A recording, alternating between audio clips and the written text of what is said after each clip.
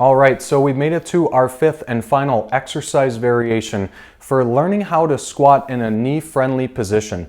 And now we're going to start adding a real piece of resistance that you can continue to build off of, but we're going to hold the resistance in front of our body, which is more or less known as a goblet style squat. It is by far the safest and most friendly position to squat with because the weight is in front of us.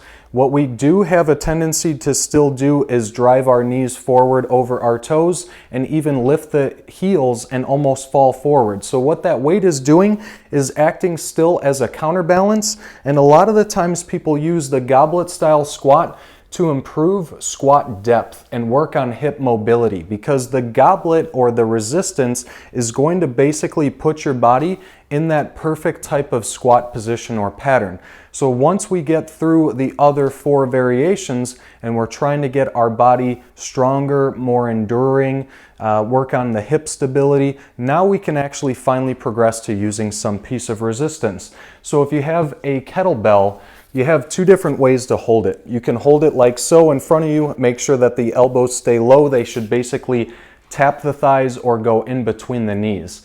If you have a kettlebell, you can also flip it upside down and hold it like so. This makes it look more like you're drinking out of a goblet or a chalice. And obviously, if you have a hexagon-shaped dumbbell, you would just cup your hands under one of them. Just make sure that your wrist is staying nice and neutral. Now, why I have the bench still set up is because a lot of the people, for the first time, they're protecting their depth of their squat because of some type of knee discomfort or pain. So assuming that you finally fix that problem by working through all those awesome variations I just gave you, we want to assume that you can get back to a 90-degree position of your squat depth and now adding a piece of resistance to it. So you can still do your butt touch and then drive back up.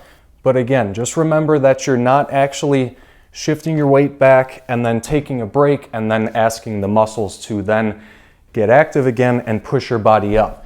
So once you progress beyond the level of the bench, try removing the bench and then teaching and training your body to find that appropriate angle of the knees and start building on strength from there. Most people should be able to handle a decent amount of weight there and starting to work on their exercise prescription for strength. So hopefully those tips help you start squatting safely around any type of knee discomfort or pain. If you still need some more tips, you know where to reach me, or you can leave me a comment below.